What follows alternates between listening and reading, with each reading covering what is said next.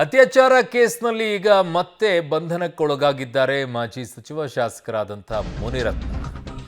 ಮೂರನೇ ಕೇಸ್ ಬಗ್ಗೆ ರಾಮನಗರ ಪೊಲೀಸರು ತನಿಖೆಯನ್ನ ಮಾಡ್ತಾ ಇದ್ದಾರೆ. ಅತ್ಯಾಚಾರ ಕೇಸ್ನಲ್ಲಿ ಮಾಜಿ ಸಚಿವ ಮುನಿರತ್ನ ಅರೆಸ್ಟ್ ಆಗಿರೋದು. ಮೂರನೇ ಕೇಸ್ ಬಗ್ಗೆ ಈಗ ರಾಮನಗರ ಪೊಲೀಸರು ತನಿಖೆಯನ್ನ ಮಾಡ್ತಾ ಇರೋದು. ಸಂತ್ರಸ್ತೆ ಕೊಟ್ಟ ದೂರು ಆಧರಿಸಿ ಕಗ್ಲಿಪುರ ಪೊಲೀಸರು ತನಿಖೆಯನ್ನ ಮಾಡ್ತಾ ಇರೋದು. ಕಗ್ಲಿಪುರ ಸಮುದಾಯ ಕೇಂದ್ರದಲ್ಲಿ ಮುನಿರತ್ನ ಅವರಿಗೆ ವೈದ್ಯಕೀಯ ಪರೀಕ್ಷೆಯನ್ನ ಮಾಡ್ತಾ ಇದ್ದಾರೆ. ಆರೋಗ್ಯ ಏರುಪೇರು ಹಿನ್ನೆಲೆಯಲ್ಲಿ ಖಾಸಗಿ ಆಸ್ಪತ್ರೆಗೆ ಕರೆದೊಯ್ದಿದ್ದಾರೆ.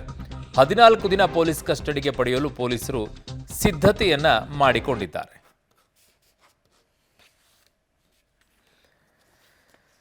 ಸಂತ್ರಸ್ತೆ ಕೊಟ್ಟಂತ ದೂರನ್ನ ಆಧರಿಸಿ ಕಗ್ಲಿಪುರ ಪೊಲೀಸರು ನಿನ್ನೆ ಜಾಮೀನು ಸಿಗ್ತಾ ಇದ್ದಂತೆಯೇ ಮುನಿರತ್ನ ಅವರನ್ನ ಮತ್ತೆ ವಶಕ್ಕೆ ಪಡ್ಕೊಂಡ್ರು ವಿಚಾರಣೆಗೆ. ಕಾರಣ ಇದು ಮೂರನೇ ಪ್ರಕರಣ ಅವರ ಮೇಲಾಗಿದೆ.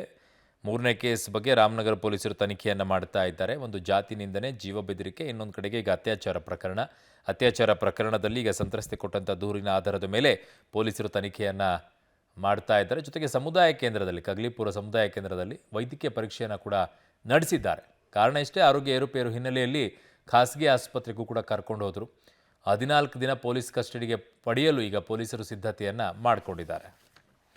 ನನ್ನ ಸಹೋದ್ಯೋಗಿ ಈಗ ಕ್ರೈಮ್ ಬ್ಯೂರೋಯಿಂದ ನರಸಿಂಹಮೂರ್ತಿ ಗವಿನಾಗಮಂಗಲನ ಸಂಪರ್ಕಕ್ಕೆ ಸಿಗ್ತಾ ಇದ್ದಾರೆ. ನರಸಿಂಹಮೂರ್ತಿ, ಏನಿದೆ ಈಗ ಅಪ್ಡೇಟ್ಸ್? ಮುನಿರತ್ನ ಅವ್ರನ್ನ ಈಗ ಪೊಲೀಸರು ವಿಚಾರಣೆಗೆ ಒಳಪಡಿಸಿದ್ದಾರೆ. ಆರೋಗ್ಯ ಕೇಂದ್ರಕ್ಕೂ ಕೂಡ ಕರ್ಕೊಂಡು ಹೋಗಿದ್ರು, ಖಾಸಗಿ ಆಸ್ಪತ್ರೆಗೂ ಕೂಡ ಕರ್ಕೊಂಡು ಹೋದ್ರು. ಏನು ಆರೋಗ್ಯದಲ್ಲಿ ಏರುಪೇರಾಗಿತ್ತು, ಮತ್ತೆ ಈಗ ವಾಟ್ ನೆಕ್ಸ್ಟ್, ಮುಂದೇನು ಅಂತ?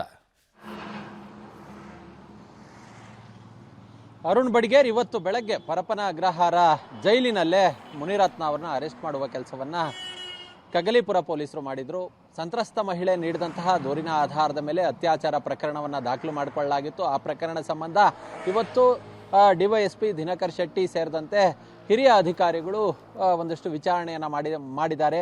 ಅವರ ಮೇಲೆ ದಾಖಲಾಗಿರ್ತಕ್ಕಂತಹ FIR ಸಂಬಂಧ ಒಂದಷ್ಟು ಮಾಹಿತಿಗಳನ್ನು ಮುನಿರತ್ನ ಅವರಿಂದ ಪಡೆದಿದ್ದಾರೆ ಅನ್ನೋ ಮಾಹಿತಿಗಳು ಲಭ್ಯವಾಗ್ತಿದೆ.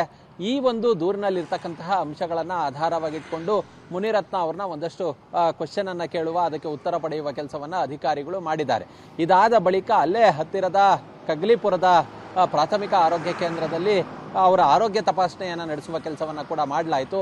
ಆದರೆ ಯಾವುದಕ್ಕೂ ಇರಲಿ ಅನ್ನೋ ನಿಟ್ಟಿನಲ್ಲಿ ಈ ಕನಕಪುರ ಮುಖ್ಯ ರಸ್ತೆಯಲ್ಲಿ ದಯಾನಂದ ಸಾಗರ್ ಆಸ್ಪತ್ರೆ ಇದೆ, ಹೀಗಾಗಿ ಅಲ್ಲಿ ಕರೆದೊಯ್ದು ಹೆಚ್ಚಿನ ಆರೋಗ್ಯ ತಪಾಸಣೆಯನ್ನು ಕೂಡ ನಡೆಸುವ ಕೆಲಸವನ್ನು ಇದೀಗ ಪೊಲೀಸ್ ಅಧಿಕಾರಿಗಳು ಮಾಡ್ತಿದ್ದಾರೆ.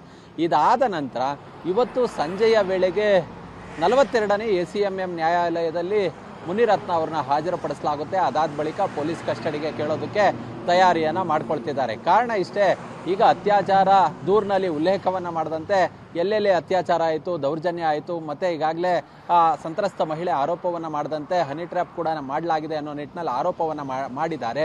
ಈ ಹಿನ್ನೆಲೆ ಆ ಜಾಗಗಳಿಗೆ ಕರೆದೊಯ್ದು ಸ್ಥಳ ಮಹಜರ್ ಪ್ರಕ್ರಿಯೆಯನ್ನು ನಡೆಸಬೇಕಿದೆ. ಹೀಗಾಗಿ ಆರೋಪಿಯ ಹೇಳಿಕೆಯನ್ನು ದಾಖಲು ಮಾಡ್ಕೊಳ್ಬೇಕಿದೆ. ಹೀಗಾಗಿ ಪೊಲೀಸ್ ಕಸ್ಟಡಿಗೆ ನೀಡಬೇಕು ಅನ್ನೋ ನಿಟ್ಟಿನಲ್ಲಿ ಕಗ್ಲಿಪುರ ಪೊಲೀಸರು ಈಗಾಗಲೇ ರಿಮ್ಯಾಂಡ್ ಅಪ್ಲಿಕೇಶನ್ ಅನ್ನು ಸಿದ್ಧತೆ ಮಾಡ್ಕೊಳ್ತಿದ್ದಾರೆ.